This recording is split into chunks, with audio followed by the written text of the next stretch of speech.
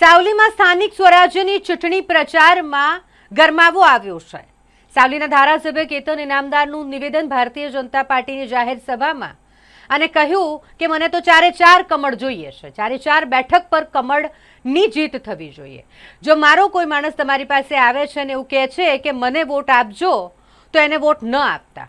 મને હારી જશે એ પોસાશે, પરંતુ જો એ પોતાના એકલા માટે મત માંગે છે તો એને મત ન આપતા।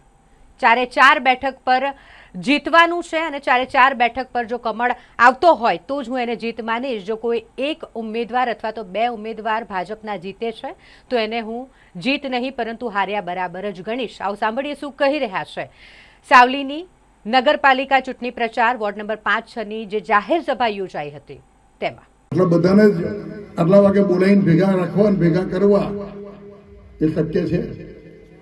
આ પ્રેમ વગર આવ્યા છે?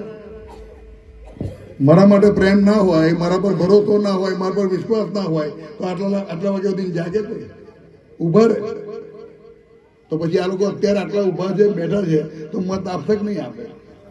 અને વાત આવી પેનલની, એકને આલીશું, બીજાને નહીં આલીએ, એકને કાપીશું, બીજાને આપીશું, એમાં ના પડતા 4-4 પેનલનું કામ કરજો।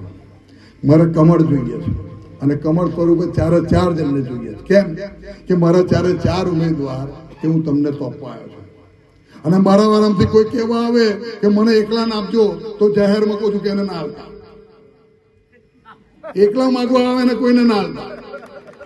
જે 4-4 ના માગે હરાય તો હરાય, પણ જે 4-4 ના માગે એને જ વોટ આપો।